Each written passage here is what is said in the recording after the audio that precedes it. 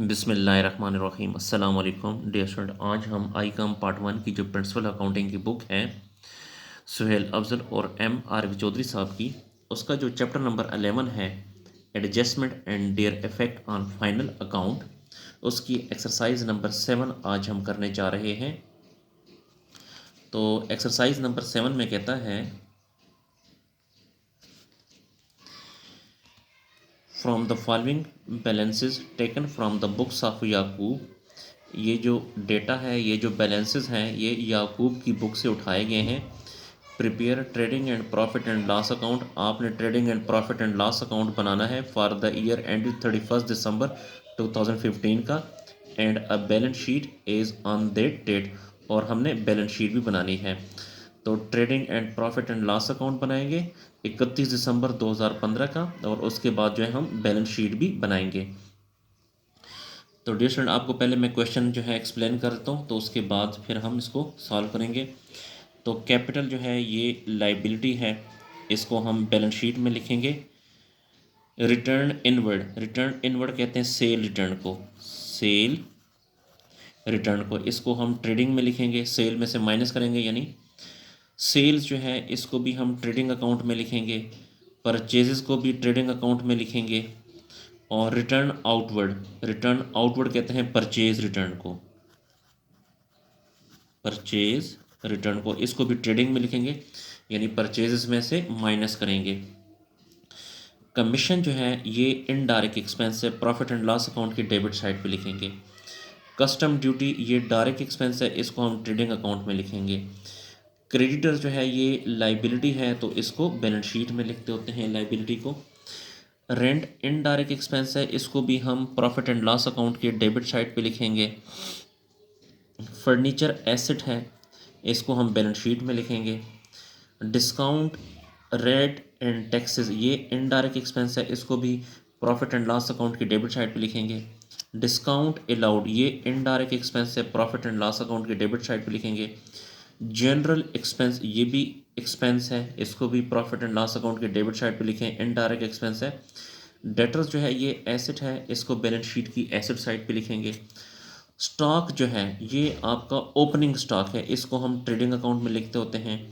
Cash at bank ये asset है, balance sheet में लिखेंगे। और कैश इन हैंड ये भी एसेट है, इसको भी बैलेंस शीट में लिखेंगे।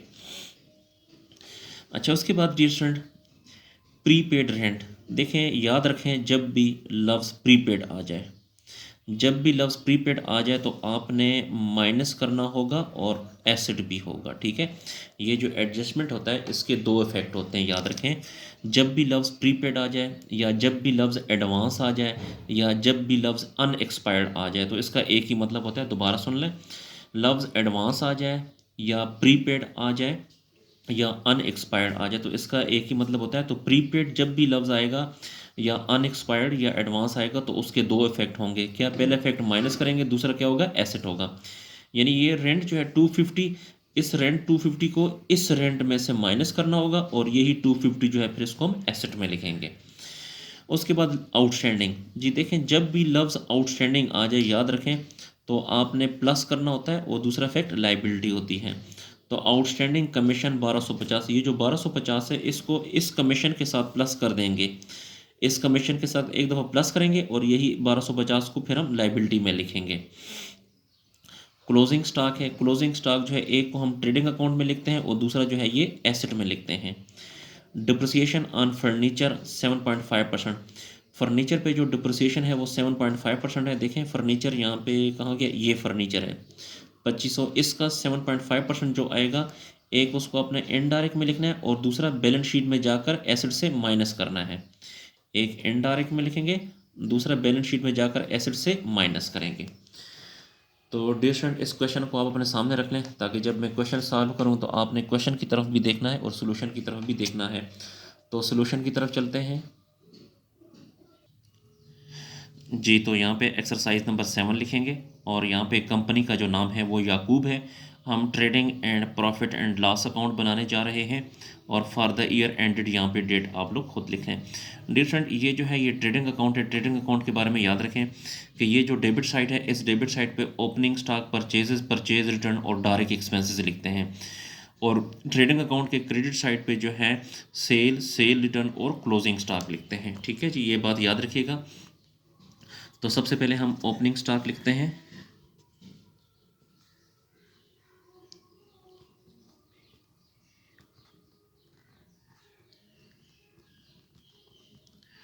ओपनिंग स्टॉक है 11,250 250। उसके बाद यहाँ पे हम परचेजेस लिखते हैं।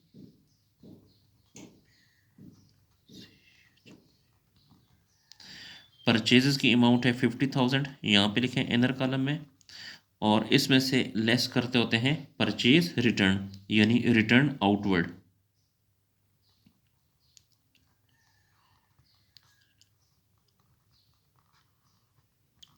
रिटर्न आउटवर्ड भी कहते हैं और परचेज रिटर्न भी कहते हैं, एक ही चीज़ है। 500, तो 50,000 में से 500 को माइनस किया तो 49,500 आ गया। उसके बाद यहाँ पे डियर फ्रेंड आपने डायरेक्ट एक्सपेंसेस की हेडिंग देनी है। Direct expenses,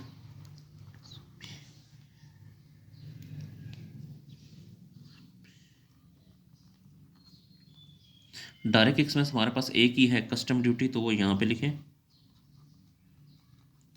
custom duty.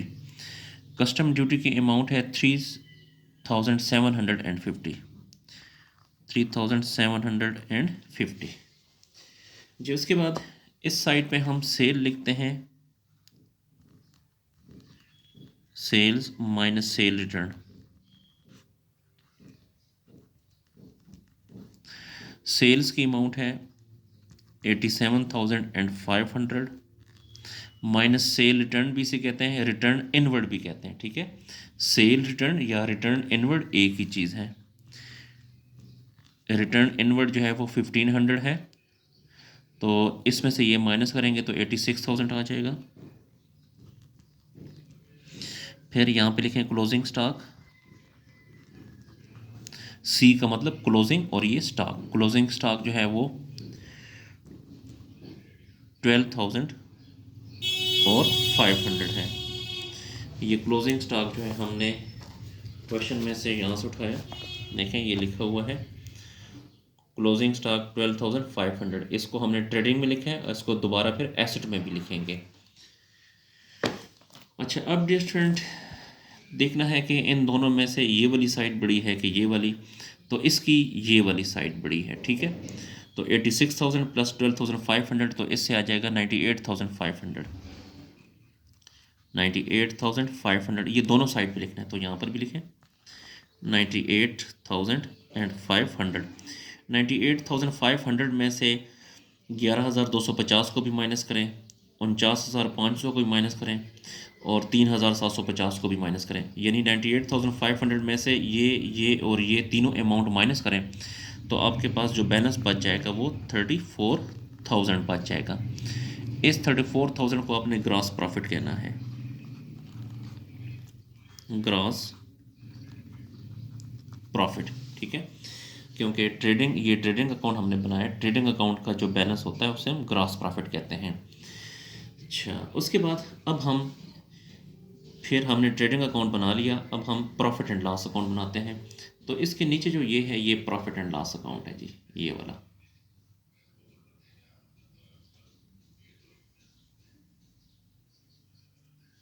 ये प्रॉफिट एंड लॉस अकाउंट है। इस साइड पे डेबिट साइड पे हम तमाम के तमाम इनडायरेक्ट एक्सपेंसेस लिखते हैं, और इस क्रेडिट साइड पे हम सिर्फ इनकम लिखते हैं। तो ये जो ग्रॉस प्रॉफिट है ये भी तो इनकम है ना, 34,000, इसको उठा के यहाँ पे इनकम साइड पे लिखें,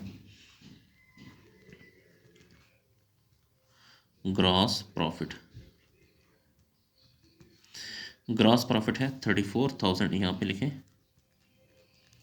34,000 जी। उसके बाद इस डेबिट साइड पे हम इनडायरेक्ट एक्सपेंसेस लिखते हैं।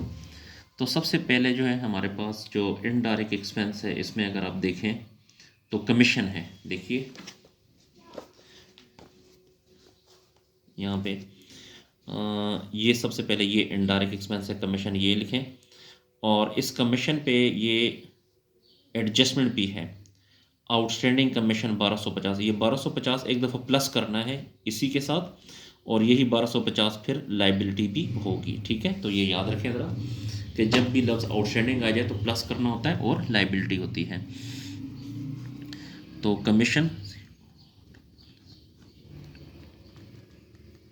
कमीशन को आप इनर कॉलम में पहले लिखें 18,750, इसके साथ प्लस करेंगे आउटस्टैंडिंग कमीशन।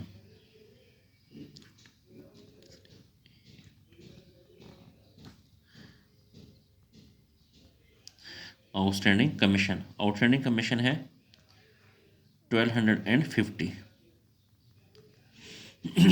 ये जो 1250 है इसको फिर आपने लाइबिलिटी में भी लिखना है। ठीक है, अच्छा 18,700 प्लस 1250, इन दोनों को प्लस करने से आ जाएगा 20,000। इन दोनों को प्लस करें तो ये आता है 20,000।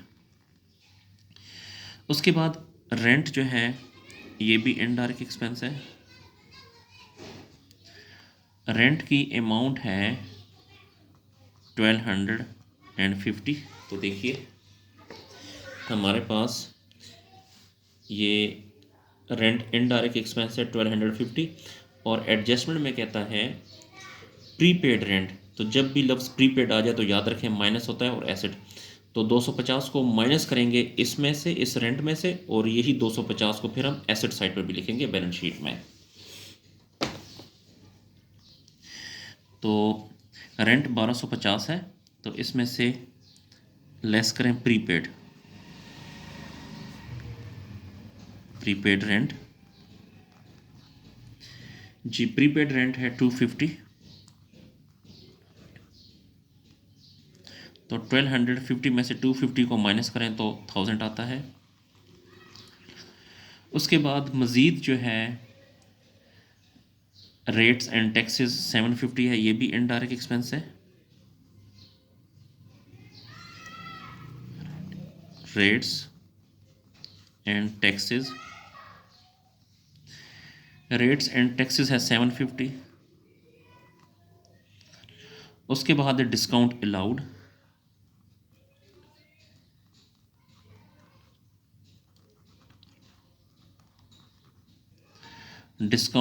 की अमाउंट है 1250।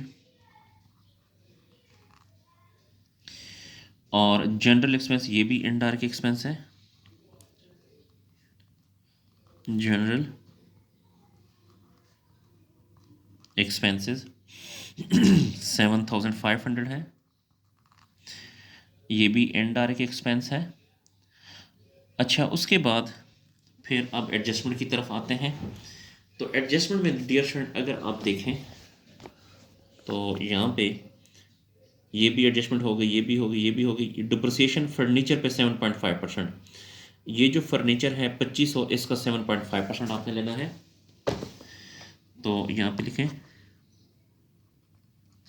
डिप्रिसिएशन ऑन फर्नीचर, DEP का मतलब होता है डिप्रिसिएशन।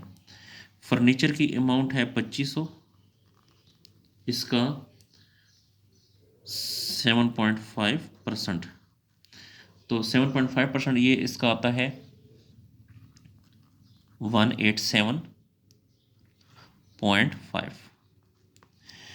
अच्छा डियर स्टूडेंट, हमने तमाम के तमाम इनडायरेक्ट एक्सपेंसेस इस साइड पे लिख लिए, और इनकम हमारे पास एक ही थी तो वो हमने यहाँ लिखी।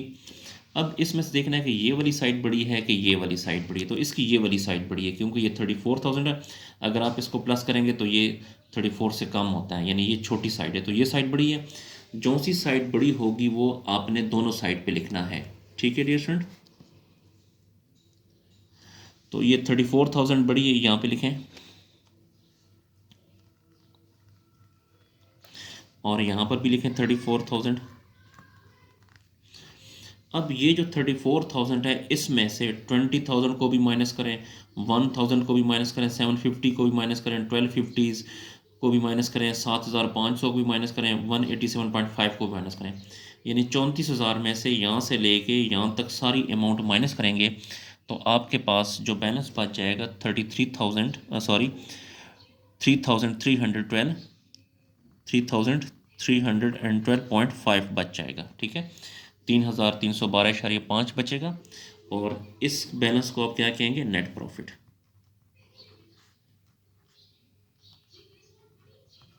इसको आपने कहना है नेट प्रॉफिट।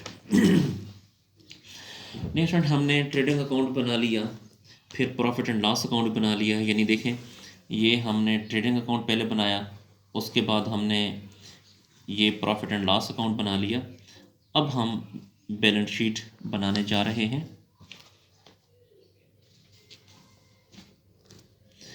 तो पेज को ज़रा ऊपर कर लेते हैं जी, ये बैलेंस शीट है ये।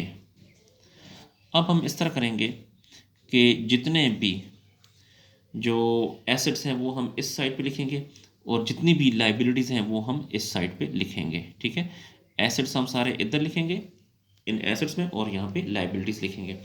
ऊपर आपने लिखना है याकूब, और बैलेंस शीट और एज ऑन जो डेट होगी वो आपने यहाँ पे लिखनी है। अच्छा, इसमें अब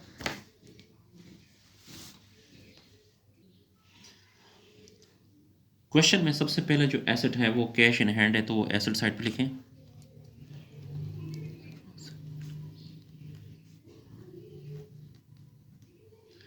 कैश इन हैंड की अमाउंट है 1750। उसके बाद कैश एट बैंक के 14,000, ये भी एसेट है।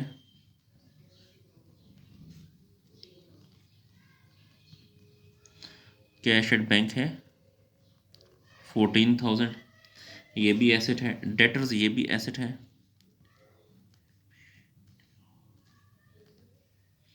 डेटर्स भी है 14,000। डेटर्स के बाद और मज़ीद एसेट्स देखते हैं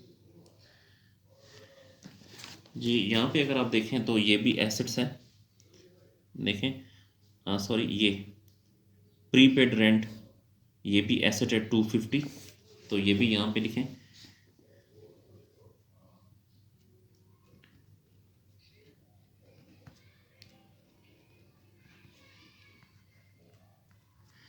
प्रीपेड रेंट 250। उसके बाद क्लोजिंग स्टॉक, ये भी एसेट है। क्लोजिंग स्टॉक डिफरेंट, ये वाला मैंने आपसे कहा था, ये देखिए, ये क्लोजिंग स्टॉक 12,500, ठीक है, 12,500। तो यहाँ पे लिखें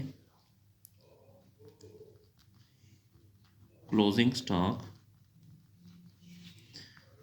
12,500 जी। फिर उसके बाद जो है मज़ीद फर्नीचर है। फर्नीचर की अमाउंट है 2500, और इसमें से आपने जो लेस करना है, यहाँ पे अगर आप देखें डिप्रिसिएशन ऑन फर्नीचर कितना 187.5 है, तो ये माइनस करेंगे, लेस डिप्रिसिएशन 187.5। 2500 में से 187.5 को माइनस करेंगे तो ये आ जाएगा 2312.5 आएगा जी। उसके बाद लाइबिलिटी साइड पे अगर आप आएँ तो लाइबिलिटी साइड पे क्रेडिटर्स हैं।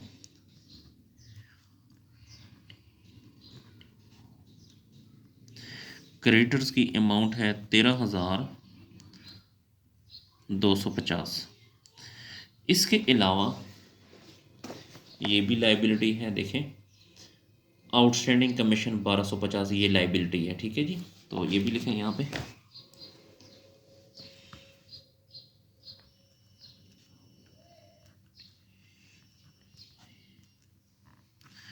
Outstanding commission 1250। फिर कैपिटल, ये भी लाइबिलिटी है।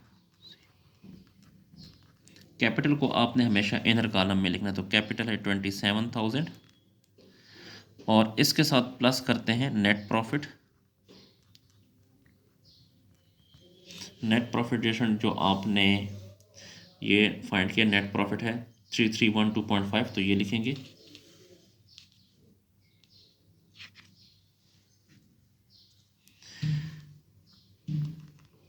3312.5।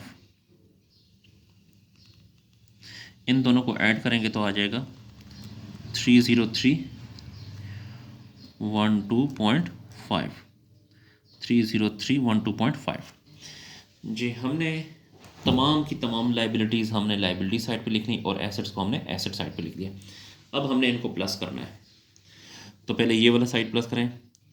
13,250 प्लस 1,250 प्लस 30312.5, तो इसको प्लस करने से आता है 44,812.5। ठीक है, इसी तरह अब एसिड साइड को भी प्लस करें। 1,750 plus 14,000 plus 14,000 plus 250 plus 12,500 plus 2312.5, तो इनको भी प्लस करने से आता है 44,812.5। तो इसके साथ ही डियर स्टूडेंट हमारा जो क्वेश्चन है वो कंप्लीट हो गया और बैलेंस शीट भी बिल्कुल टेली आ गई। देखें, एसेट्स और लाइबिलिटी साइड आपस में इक्वल आ गया, तो इसको नोट कर लें।